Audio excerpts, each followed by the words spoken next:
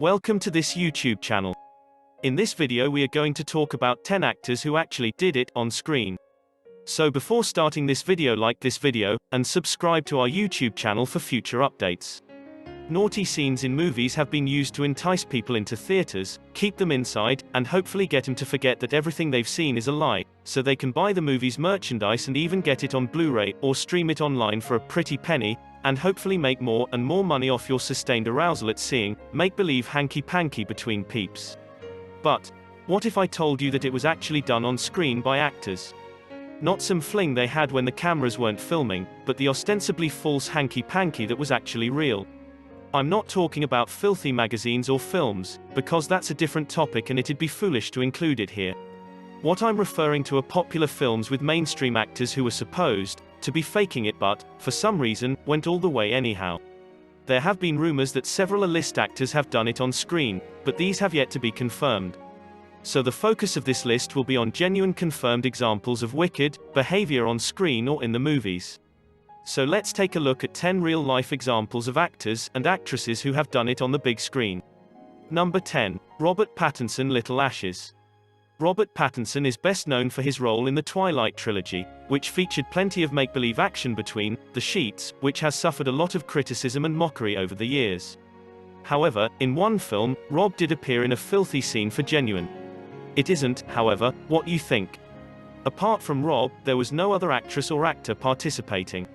There's a scene in the 2008 film Little Ashes where Robert is supposed to have an orgasm, and he did, using his hand as his perfectly obedient little partner. He's recognized for being a fantastic method actor, and I think this video demonstrates exactly how far he'll go to get the ideal shot. No pun intended. Number 9. Shia LaBeouf, Stacey Martin, Nymphomania. Shia LaBeouf, an actor who has been widely derided in recent years for his political activity and motivational video attempts. In any case, his legendary "Just Do It" video plainly meant something different. He and Stacey Martin supposedly looked at the script for Nymphomania, which was going to be laden with CGI fake vaginas and body doubles but was deemed too complex to pull off, and decided to just do it. Shia LaBeouf is known for shouting a lot. Of course, Stacey stated that it was possible that it did not happen, but that may have been a method for her to avoid all of the jokes she would have to face, such as the ones you are reading right now. Number 8. Christine DeBelle and Alan Novak in Alice in Wonderland. Christine DeBelle was a Playboy cover girl, and Alan Novak was a well-known porn actor best known for his role as Flesh Gordon.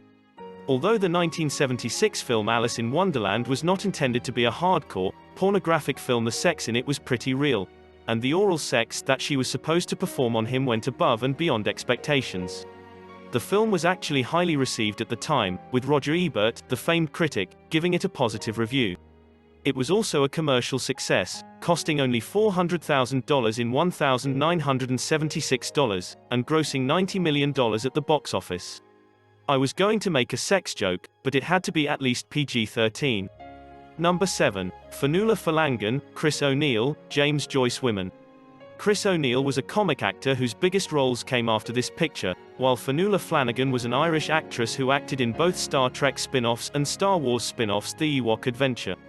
The 1985 film James Joyce's Women told the story of two lovers in 19th century Ireland who end up having some quite scandalous-looking scenes by 19th century standards, and the sex they had. Yes, the ultimate scandal of the 19th century, premarital sex, happened on screen. I imagine the literary style he took, which would have been mushy even by 1980s standards, would have blown most females away back in the 1880s. Number 6. Halle Berry, Billy Bob Thornton, Monster Ball. Monsters Ball, released in 2001, depicted a gripping relationship between a windowed correctional officer and the widowed wife of a man he had to kill, as part of his work, all while none of them were aware of it. Yes, it's that kind of awkward film, with similarly awkward naughty parts, and very uncontrolled dirty sequences at that. However, many people believe that the scenes were real, and while no one has come out to confirm it, no one has also disputed it. Furthermore, there is conjecture that the entire cast and everyone on set, at the time, had to come to an agreement not to discuss what was really going on. I'm not sure what that is if it isn't major league tabloid fodder. Number 5. Lauren Lee Smith, Eric Balfour, Lie With Me. Lauren Lee Smith is a Canadian actress best known for her performance in the television series CSI. Eric Balfour is an American actor who has been in a number of films, including What Women Want and the 2003 remake of the Texas Chainsaw Massacre, as well as television shows such as HBO's 6 Feet Under. Both had a lot of phony naughty sequences on screen, which astonished moviegoers watching Lie With Me, when the hanky-panky appeared a little too real for movie magic to be involved. It was, in fact, true. Unlike Monsters Ball, everyone on set publicly confessed that this time it happened for real and wasn't a marketing stunt. Number 4. Anita Pallenberg and Mick Jagger-performance. Anita Pallenberg, known as the It Girl of the 1960s and 1970s, was an Italian actress, artist, and model. Mick Jagger does not require an introduction, for those who do.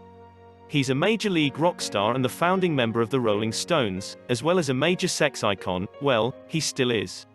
Anyway, both of them were involved in a lot of strange stuff during their lives, especially Mick Jagger, but nothing could have been more interesting than the 1968 film performance, in which they not only had a naughty time with each other, but it was also an act of infidelity on screen, because she was Keith Richards' girlfriend at the time. It was also a heartbreaking story, because she was pregnant at the time, and she had to undergo an abortion in order to earn the part, something she never forgot or forgiven. Number 3. Julie Christie and Donald Sutherland. Don't Look Now. Another example of naughty scenes on cinema can be seen in the 1973 film Don't Look Now, which featured Donald Sutherland and Julie Christie in a sequence where they were supposed to have a fun time. However, the scene dragged on considerably longer than the director had anticipated, and he discovered that, in the words of Variety magazine editor Peter Bart, "It was plain to me that they were no longer merely acting, they were king on camera." This was not a hyperbole. They were revealed in Bart's memoir in 2011, and confirmed that the two persons were doing it on screen. I'm guessing it gave the movie's title a completely different connotation. Number 2. Kerry Fox and Mark Rylan, Intimacy. Kerry Fox is a New Zealand actress best known for portraying Janet Frame in the 1990 film An Angel at My Table. Waters, Sir David Mark Rylance, is an English actor with more credentials than a stealth bomber. They starred together in the 2001 picture Intimacy, which was based on the novel of the same name. As you might assume, the intimacy they displayed on screen, as well as the oral sex performed by Fox on Rylance, was quite real.